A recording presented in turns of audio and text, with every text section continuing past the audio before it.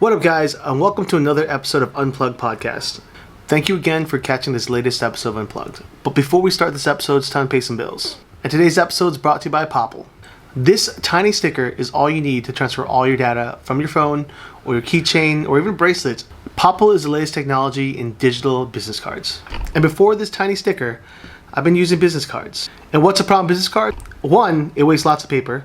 Two, how many times do you look in your coat pockets, jackets, purses, wallets, just to find a business card you got 10 years ago or 3 years ago, or you might even see a business card pop up in one of your drawers. Like they get lost. All you need is to wave it over a phone like so.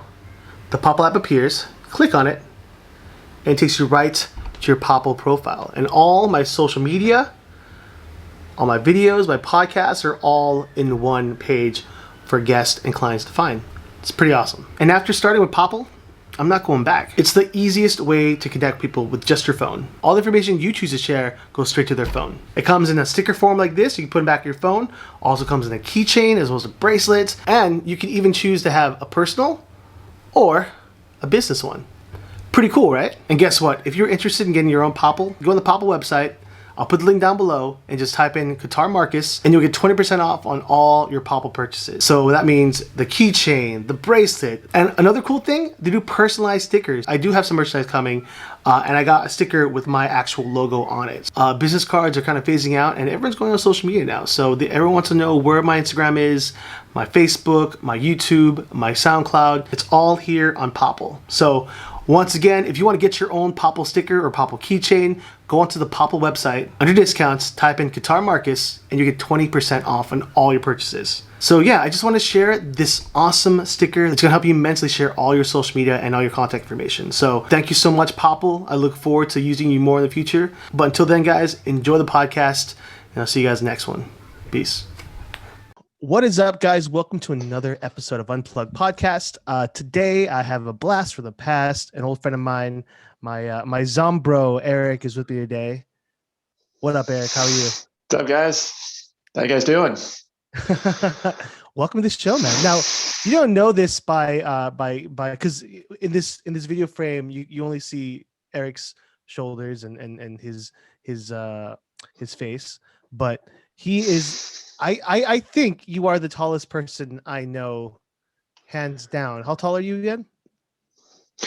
I just hopped off at 7 feet. 7 feet. Wow, man. Well, it's like 6'11" and 3/4, but I just say 7 feet. Have you grown? It's easier to say. I always love walking next to you when we work because like our heights were so contrasting that like you couldn't help but like I don't know, it was something that really stood out when we'd walk together, and I think it was for it was like this tall zombie and his little buddy, but like you would be totally like freaked out by it because like that doesn't make sense. Why are they so different heights but they're walking together? So it's a little fun walking with you. But dude, it was a pleasure working with you. Yeah, it was one of the most fun experiences. Yeah, likewise, man. At Universal. Yeah. I sprained my ankle, and you helped me get to the medic that day, and I really appreciate that. Yeah, because you didn't have to. I also had a little hand injury because I was supposed to be banging trash cans, so we were.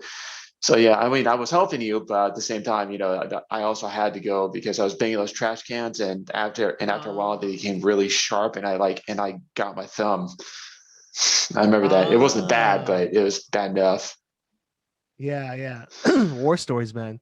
So Eric and I are gonna we're gonna touch base on his current life and career, and then we're gonna talk about our past. We were both former monsters at Universal Halloween Horror Nights of a class of 2009, I think. Yes, I still have the badge. So, like, I have it somewhere. I know I have the pass in my car. I just kept it in my car. I just stayed in my car this whole time. But like, it honestly one of the most fun experiences of my life. Definitely one of the top. I'll say it's the most fun job I've ever had because like I mean I love DJing, I love entertaining and stuff, but like to be like a zombie and like as an actor, as a performer, to just have one pure instinct, which is hunger, and kind of kind of grow that and kind of like have fun, like just being intimidating people. It was one of the best. And it's funny because like I'm such a nice guy, you know, so people wouldn't assume like, oh, he likes being scary. It's not really. I guess it's part of it, because like people see me like, oh, Katar's such a nice guy, but then when I get to wear the makeup and I get to be intimidating, it is a fun feeling to be like scary to other people. Well, how did you feel about putting on the makeup on and everything? It was my first time under like professional makeup, so I was a little Oh, bit weirded out by the facial prosthetics. I mean, I thought that, I heard stories about people being allergic to the glue yeah, and stuff like that. But turns out, I mean, and it's also where that's where I met John Ryston and Larry Bones. I mean, they wound up yeah. being like some of my best friends in the industry.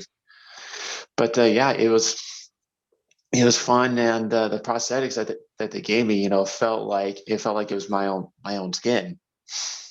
Yeah. And you continue to do more prosthetic work in the future. I remember some of your Yes, I did. projects with, was it with Boneyard that you did that stuff, or?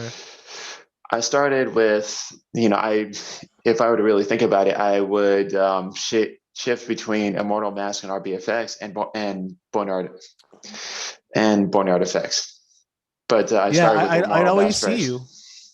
That's Yeah, awesome, man. I always see your little projects come up, and I was like, they make you look. I mean, first of all, you look great anyways. Let me I get that appreciate straight. it. But then when they dress you up and make you just transform you into like these, like you were the devil. And I remember like I think another one, you like, it was a very um like decayed face one time, yeah, that you did. Like Yeah. I love. I mean, I love, makeup in general, special effects makeup. So like just, but to see you, especially because the advantage of your height, there's so much like they could do to you that makes you even like, just because you're the one of the nice people I've ever met. So to make you intimidating and to make you really the devil was like, I never went to sleep after that. Uh, And fun fact, I mean, I just happened to fit in that suit. John, the guy that he originally had it for some reason, the guy had to cancel like at the last minute, and I answered John Rice's Facebook post where he wanted a model for that day, and I had just happened to be nice. off that day because I was working at this one job for like 3 weeks straight, and I'm like, dude, I need a break, dude. So Yeah. I just happened to take that Saturday off, and then I told John, I'm ready to go when you are. And John just looked at me. He's like, you're perfect for what I have in mind. And you continue to work with them, right? Yes, I did. And he also did another project that happened to be a fan favorite of all of my monsters was a fan favorite. He did an orc. Which was Oh like the same. wow. It was the same kind of concept as the kind of guys that you see in the army of the Lord of the Rings, but instead of like the blue and the dark contrast that they had, it was more like a Yeah. brighter contrast, like red and yellow. He said that it was the same contrast Ooh. that you would see in a crab or a lobster. Okay. Oh, okay. Yeah. Yeah. That's cool. That's cool. So that was your first time wearing prosthetics, and my first time as well. I've done like small, like nothing like chin, nose, but nothing beyond like a whole like face prosthetic, like we did for Halloween Horror Nights. Yeah. Let me ask your experience for your first time first, and then I'll tell you my experience. Well, I mean, at Halloween Horror Nights, it wasn't that big of a deal, and I was a little weirded out because I never had it before, and it felt a little weird at first, but as the night wore on, it felt like I didn't even notice either. I mean, that was the facial products part of it, and then a couple of years later, I had to wear eye contacts, and that was kind of that was an even weirder feeling because my eyes are like 20/20 vision, so I don't need it. Mm-hmm. So, and fun fact, when you're in a scenario like mine, you kind of have to go against your body's reflexes to like reject any foreign objects, Mm-hmm. and that was a really weird experience for me again because it feels like you got your eyelash stuck until like a few Yeah. minutes later it isn't anymore. Yeah. Because it's like a suction that kind of just envelops your Yeah, eye. Yeah. yeah. And but were they another color, like or I didn't wear any. Well, I didn't wear any color contacts for the zombie ones, but I remember like for the orc and for Baphomet, I had to wear contacts, and they were both colored. The bathroom ones kind of entered my vision a little bit. Yeah. Like it was like it felt like I was seeing vapor trails. I had one too Yeah. many tequilas, but now I know I'm not drunk. It's a little foggy. Uh, Yeah. well, it's even though it's uncomfortable, like we still come a long way in terms of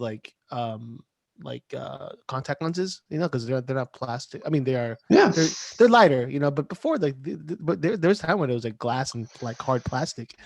Janet Leigh, the actress who was in Psycho, Yeah. to keep her eyes Yeah. like dead clear, they gave her like these contacts that would help just keep her eyes just like this for that long shot.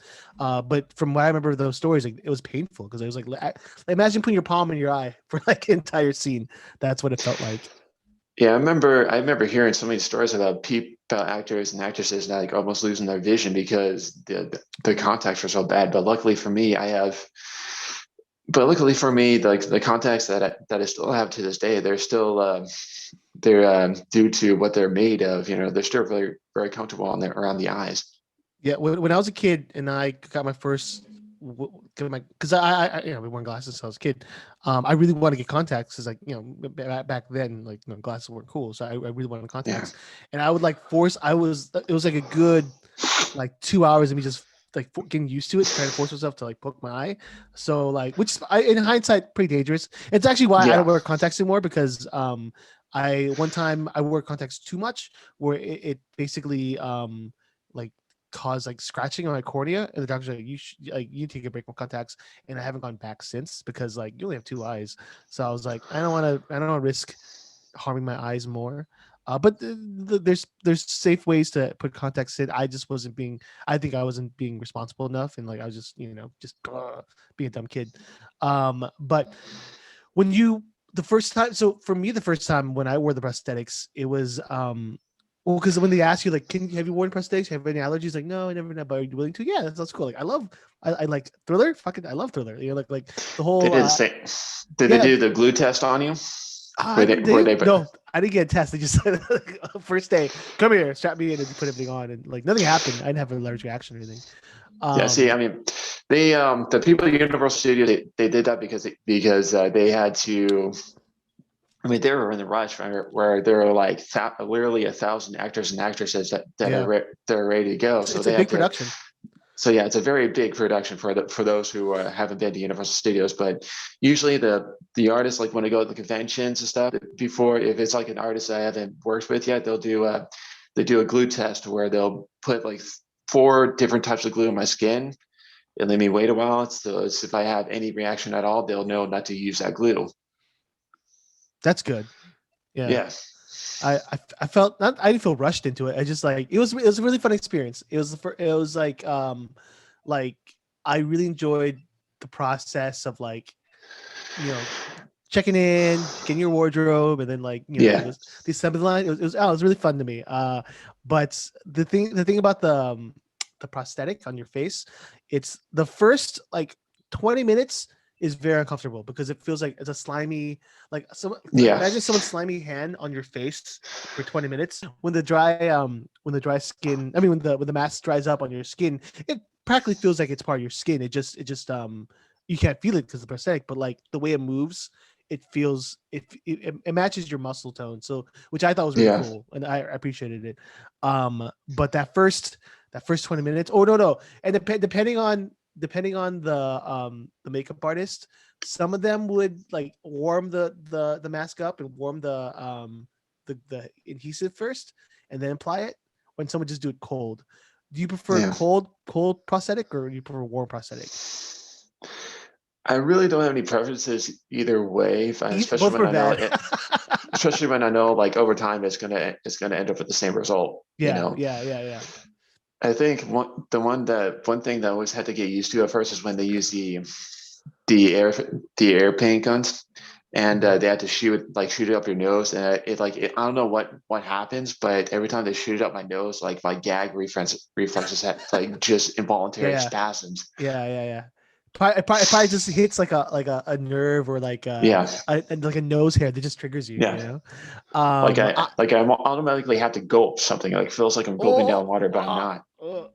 I'll be honest. After because we were man, we working like 4 days a week, maybe, yeah, like Yeah. at At minimum, the you end, know. it was like Yeah, yeah. 6. It was It's all it totally was all fun. 7 of us. Yeah, I would have kept doing it. I would totally. have done 7 days. Totally, it was a totally fun job. Oh yeah. But like, I'll be honest, having to sit strapped down in that chair, and just like when they apply when they the first appliance of the prosthetic is the worst part, because like it's really, even if it's cold or it's warm, it's still a very uncomfortable feeling, because like it just the appliance of it on your skin, to me makes my skin crawl, but I sat through it. I did it, and I'll do it again. Like it's such a fun experience, but it's, I'll admit that like I would get like anxiety before like they applied that prosthetic, but once it was also really cool that every artist would and it's a merit to their work. Every artist would do something different or do different style to your face, Yeah. because we all kind of share the same mapping of the mask.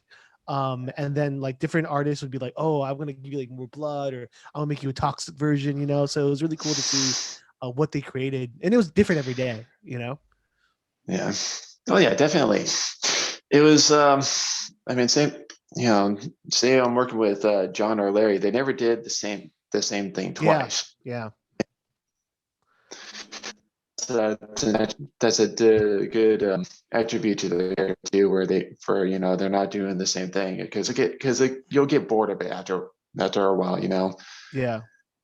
Big shout out to that to the makeup people and team, and the entire team that sets up Horror Nights. They do a great job, and I hope more Yeah. people, when you walk through those gates and you see all the amazing like decor and theming, like there's an entire team behind that. So like if you ever meet somebody who works in that production, just be like, you're an awesome person, because like they do an amazing job of setting up Universal, especially because like I look, of all the Halloween theme parks, I do lean towards Universal more, just because I'm a huge movie fan, and Knott's is up their game a lot recently. But to me, I Oh yeah. still So is I Queen like, Mary too. yeah, yeah, yeah, yeah. I still like. I'm a movie fan, so I like the properties. I like the fact that I can go through, Yeah. like, I can go through the Stranger Things maze, or like I can go through.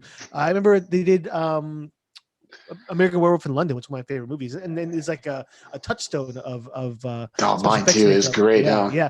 Then that maze was awesome. Like the wolf, Yeah, the wolf they did a great puppet they job. did. Oh my god, scared me every time. Um, Now, did you return to HN? Because I only 1 year. Did you come back for more years? I tried like the following year, but I guess I fell through at the last second. And I think it had to do with the company that we had to sign in on, where they give you like a free year, but like the year afterwards, you have to do some weird things to keep going. I never understood that. Oh, like Agva, the Agva parents. Agva, yeah, Yeah, yeah, yeah. yeah, Yeah. I think it's like, if I remember right, it wasn't like a lot of money to once, if you didn't pay, and then you had to pay before you get hired on. But if you don't pay, if you don't like keep up with it, then yeah. it's like can't jump back on. I remember Justin Justin I mean, like maybe like a year or 2 years back, he was he got cast again, and I told him I was going to be going through the Terror Tram, and he was at the base motel, and he grabs me out of the crowd, pulls me into the room, and then my friends were like, "Where did Katar go?" like people were literally like, "Oh shoot, they grab people on this maze." So like the fact that he pulled me out of the maze into the room, and like we're like making noise inside the motel room, and they pushed me out, it freaked people out, because they're like, they're gonna do that to people. I think they should do something like that. They should plant some more actors to like pull out the crowd. Would that be too I intense? remember that. I remember that Scott Yamamoto. He did the same thing to me, where he was around the Terror Tram too, where he would walk up right beside me. He's like, it's like, hello, Eric, like something like that. And you know what's great? You can't tell who's there most of the time, from because what they wear masks or makeup and stuff. So if any alumni who remember you or I that we attend as guests, please give a shit. Like I want it. I want you to Yeah. like try to scare me or like fuck with me. Like go for it. I give you full permission.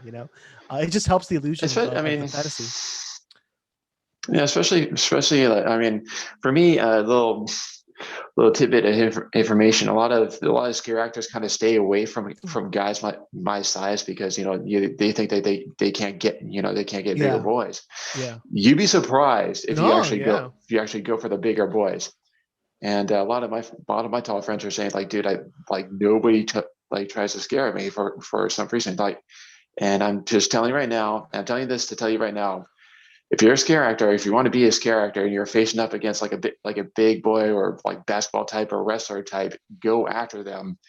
It would just for the sake of like getting the good scare. You'll surprise them. Trust me. Maybe we should try different psychological scares for the taller guests. Be like, here's Yeah. this part of the maze. We have to try to fit into a Volkswagen Bug. Like Yeah. something to target the height. But look, Universal was a super fun experience. I was looking forward to going back. I recently went to the Taste of Universal, and I noticed that there were some mazes being either it was left over from the year before. I saw some of the photos you Yeah. put up. So I'm feeling confident that HHN is coming back. Hopefully, I've heard rumors, but Maybe this year, but a long shot. I mean, I hope it's this year for the sake, getting my artist friends back to work. But yeah. the cynical side of my brain says, maybe just push it towards next year first, so we can go in full force. That's the main reason. Yeah. Right. Well, I think it can be safe. Just if you honestly, if they do it, I think it can be safe, and it could even be a much more inclusive experience. Because like lines, that's done. They're gonna be spaced, right? So you Yeah, they're have a going to be much spaced, more and you have a much population's more going to be, personal yeah. you have a much more personal experience. I think there might be some barricades and glass covering, that would kind of take away from it. But you get some of that with the chain link fences and the zombies and different mazes. I think it's still possible, but you're right. I wouldn't mind getting in full force having a real horror event, but I missed out last year. I'm okay with having a COVID, safe for a while. I mean, but vaccines are being passed out. People are getting better. Who knows? But the fact that there's a maze still there, that kind of gives you hope that things are Yeah. they're prepping for it just in case. Also, Um, just a FYI, I know it's not universal, but my other stopping grounds, the Reign of Terror, I think they either had a maze showing like a couple days ago, or they're going to like later on this month. ooh, And it would be very interesting. I mean, if you go there, please report. Please report, if they did it okay, because that'd be a very interesting look at what could possibly happen. I might look into that. That sounds like a good vlog, actually. Yeah. I did do the Stranger Things drive into event. How was that? It was really fun. It seems so. Like, was I scared? No, but as a fan of like Stranger Things, I loved it because it's like imagine a dark ride where you get to drive. I mean, you're not going super fast or anything, but like it's you drive your own car through all these like set pieces and actors reenacting scenes, and they're show scenes where they stop and do like a show scene, and then there's a big finale at the end with a big show scene and lots of special effects and stuff. I thought it was great, and I mean, I don't know if we'll do any more drive-through events post COVID, but I think it was a great way to do a safe event in your car. I mean, honestly, like I think it would be cool to have more drive-in events like that, like in like old parking lots or old parking buildings are being used. It's a great way to build more revenue. But it was fun. It was really I had a great time actually. I went twice. You just can't film, but I filmed the second one because what do you do? They're gonna kick me out. It's like you're in the middle of the attraction. Like there's no exit, so they're like, get out. So I just filmed it. But listen to the rules, everybody. Don't be like reckless like me. Did you know some mazes? I thought you could film in mazes, but like the only maze I had issues filming was The Walking Dead. For some reason, The Walking Dead maze, I was always told to please no film. I was like, okay, well that's kind of odd. Everything else, have you been to you've been to the events after we worked, right? You continue to go to Horror Nights? Oh yeah, definitely. It was almost every other year. Yeah. It was like a tradition for me. Yeah. What are in your history of Horror Nights? What are your favorites? Like icons, favorite themes, favorite mazes. Like what comes to mind of the favorite attractions that you not the ones we worked, but the ones that we got to see as guests. Well, I think one of my favorite parts is when they finally introduced the Purge to Universal Studios, and they didn't do the maze or anything, but it came as scare zone, and not to mention it became like a welcome to the Horror Nights introduction. And when they did that, it felt like the theme of the Purge was fully realized, where you get to see random people and their own homemade mask. They come around chasing people with chainsaws, and so it felt like that concept was fully realized and very interactive, and I was very taken aback by that. And we also have one of my favorites of their original concepts was La Llorona, where I never even heard of the legend before I actually went in. That was a very interesting concept that I'd never been in. That maze was just stellar. Yeah. Well, it's a huge Latin folklore, and I know of it, but like I never grew up with it, and like my friends who were Hispanic, they were like really excited about it because like this is like a legend that will like scare them as children, and it's a really great maze, and the Purge, I think I love the Purge theming. Like I think the Purge theming has some of the best, like for the opening ceremonies. Like it was the one that like I feel they had the most anticipation because you see the movie, right? Yes. And then you remember like they do the same thing in the movie. Like now law is law, everything is legal. The announcement, and like there's something really foreboding about a friendly government advertisement to tell you to cause chaos in a very calm manner, and like almost like in real life. Yeah. I also like years before we were, I think it was 2000, like around the time Horror Nights started coming back, like mid 2000s. They had a icon called the Director, and I think I remember him, but I never saw him. He's my favorite. He's my favorite icon because I think it works so well. I think he should be the favorite icon of Horror Nights for Universal Hollywood because it works so well having this like avant-garde, East European filmmaker who likes to go the extra mile, make real film, like so he kills real people, and then they find out he's killing people, so they fire him off the lot, but he's still on the lot. So like you could place him somewhere like through the tour, somewhere in the park, just like looking, like he can always be creepy. Like that's something. And then what would be cooler if they had him during the day, just kind of creeping out, looking, like he was a cool character. And then like that, I think that character made the most sense for Horror Nights. And then he brought like that was the year where they brought like big icons like Freddy and Leatherface and Jason, but and that's my era of horror films. Like I'm an 80s kid, so like seeing Freddy and seeing Jason and Leatherface is really cool. Like I'm definitely a fan of Leatherface. Like Texas Chainsaw traumatized me because it's like it's real people like mutilating and eating people, like that creeps me out. Like I could go down some Texas road and stroll into a weird neighborhood and people might eat me. Like that. For some reason that's believable for me.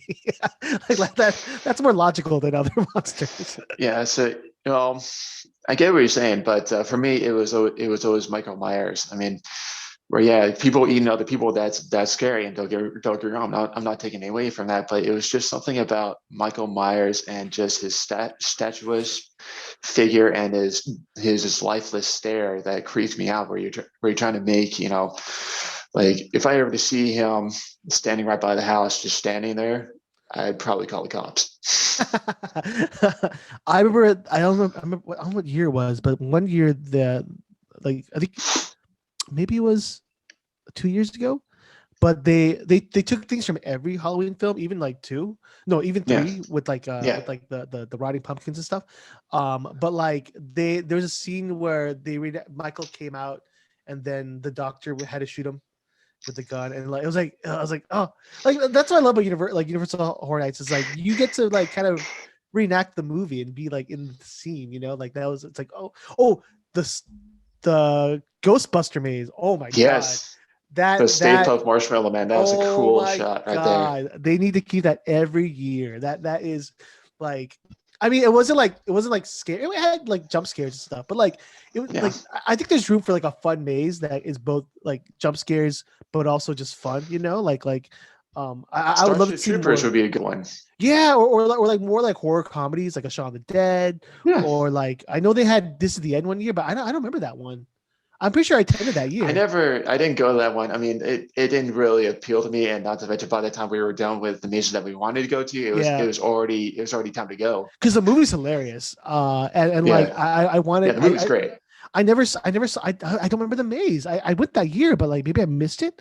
I don't know. I look back at some of these old mazes and like, did I go through that? I can't remember. Um, another I'm great the same maze. thing. Yeah, because Yeah, I'm the same way, where I usually have I usually go with my girlfriend, and we usually pick out a go-to maze, just to go first, because we know that, most likely that maze is going to be at the end of it. At the end of the night, it's probably going to be like a 2-hour wait, so we got to Yeah. go straight to that maze. Well, I always do front line pass. Like I just Yeah, I just me go too. for it, and it's well worth it, and then you can knock out all the mazes, go on all the rides, and not stress about, like, wait. I can't imagine how anyone go to that, go without having a front line pass, because like there's no way you could do We used to everything. be like, we used to be like that, where because sometimes some nights, you can't get away with just a cheap pass, and it's not it's working night, everyone's busy, so you can do it, but you got to pick up the right day. Yeah, yeah, you have Other to be than really that, to get a savvy. fast. And I remember one time, and this is where we finally decided, just to spring for the fast pass every time, is when we were going to the Terror Tram, right? Mhm. And it came to the part where the crowd was starting to bottleneck, so we can go downstairs, and we bottlenecked so hard that, thank God that this wasn't the COVID era, because I Yeah. actually, walked away with someone else's body odor on my Oh, shirt. oh, And I'm just, and I had, and, yeah, I know I was well dressed, and I had, a little bit of cologne, but I had like deodorant too, typical date night yeah. for me and my girl. But yeah, I had someone else's stank on my shirt. Yeah, COVID's definitely it brought more of my attention. I mean, theme parks in general, like the because you're in close quarters, people are sweating, people, yeah, and like that's just normality. But post Yeah, COVID, I'm like, okay, well, I'm gonna bring more hand sanitizer.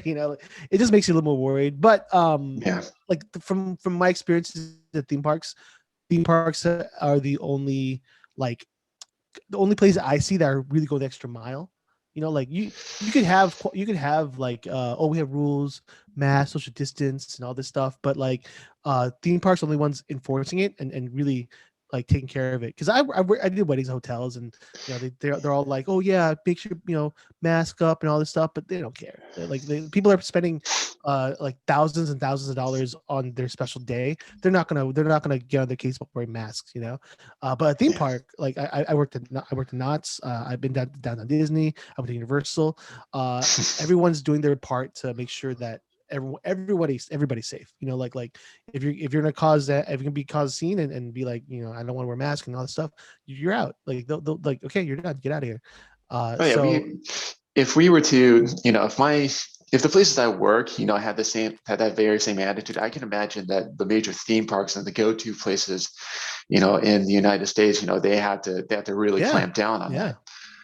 I mean, fun fact. I mean, when I was working at Lowe's, and this is a story that really still really gets me to this day, where this one lady, it wasn't none of our employees were involved. It was just one customer and another customer. This one lady, she asked this one guy to wear a mask, and the guy turned around and started coughing in her face.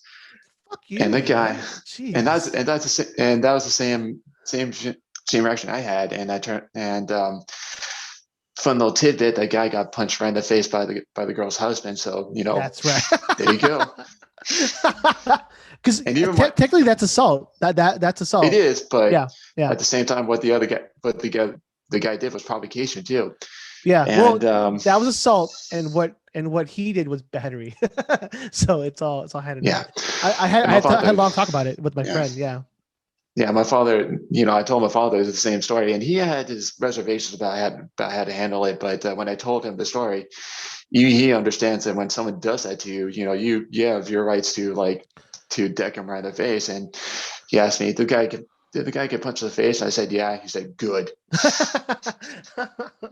I mean, like, if someone like assaults a family member, no, you're getting smacked, like you're getting your ass kicked, like that. Just that goes out the window in terms of like formalities and whatnot.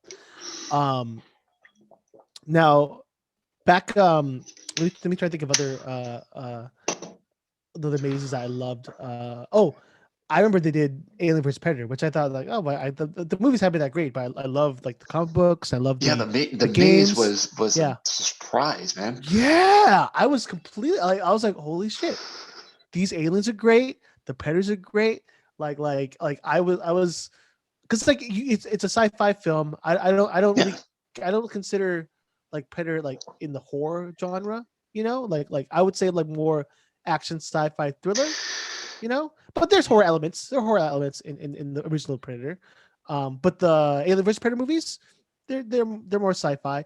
Alien walks the line between sci-fi and horror, but I feel like after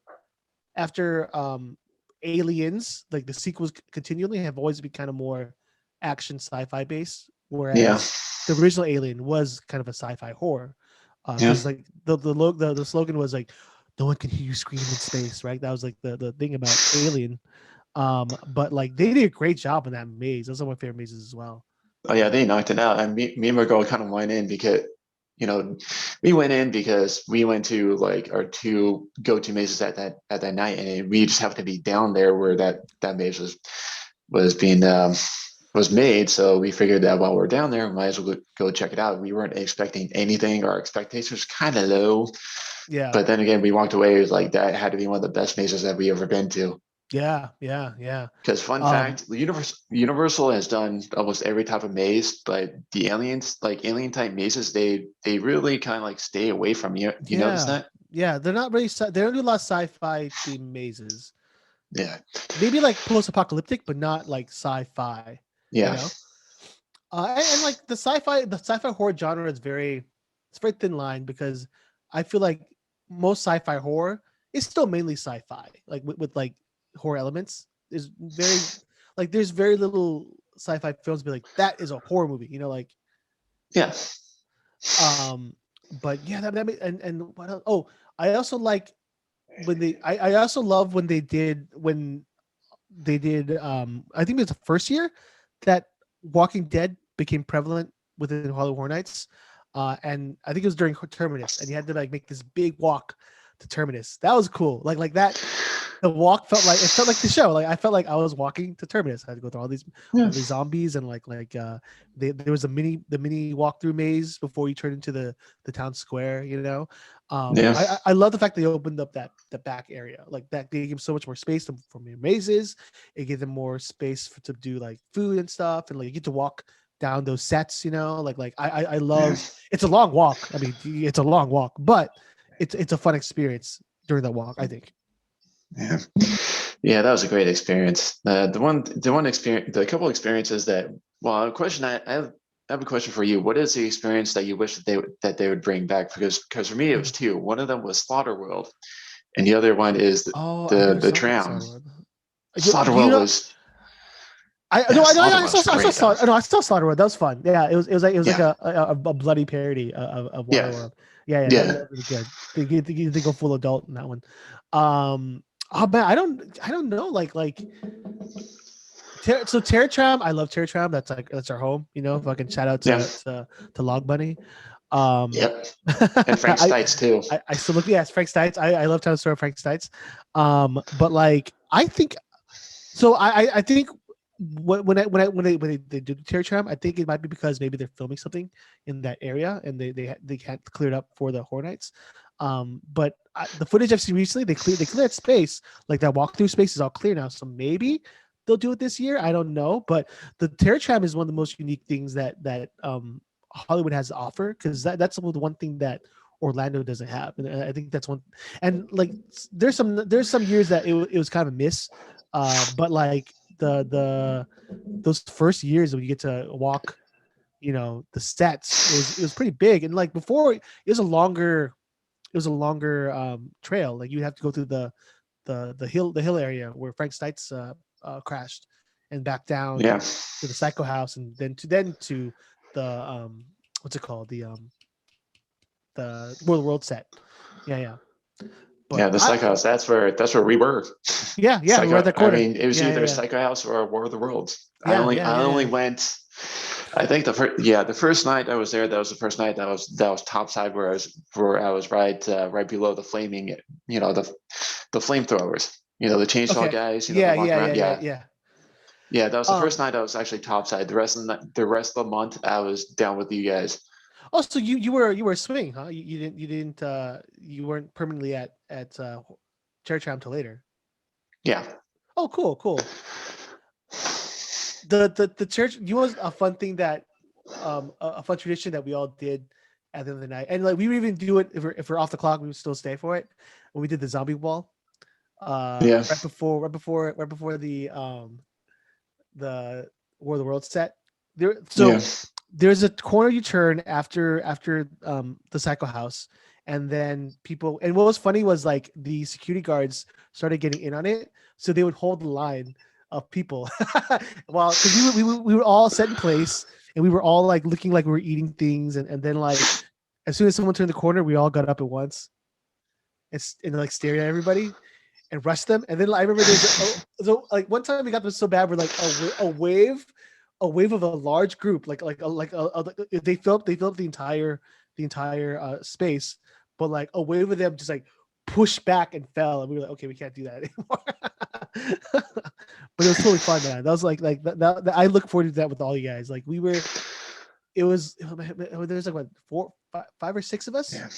Like the Zombros, that was usually the group. It was like 5 or 6 versus oncoming horde of all of California. Yeah, and man, we scared the hell out of them, man. And I also love I remember that John was doing. He goes like, okay, $100 the first person who scares rabbit ears off a guest. So he put on Log Bunny. And I remember anytime you saw anybody with rabbit ears, man, they were fucked.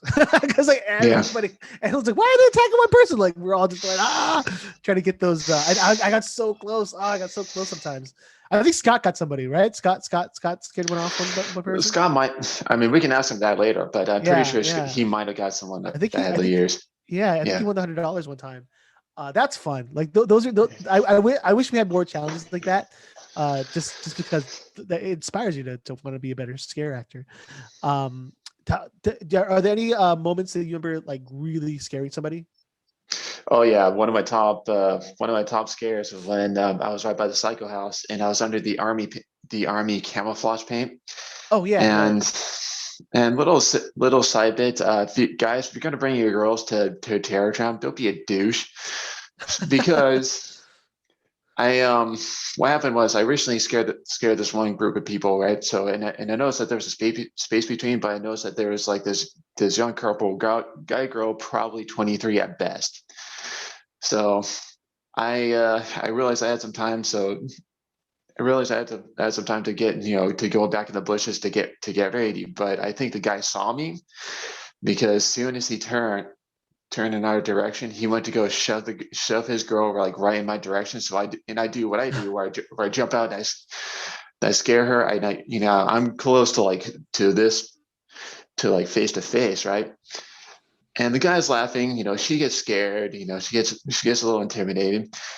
But the guy is laughing so hard, he's not paying attention to his girl, right? And his girl gets so mad that she balls up her fist, reaches way back, and super punches him right in the balls, and just walks away. And he dropped. And I have never, in my decades worth of scare actor experience, I had never seen anything like that since. And that was hands down one of my best scares I've ever did. I wonder if they're still together.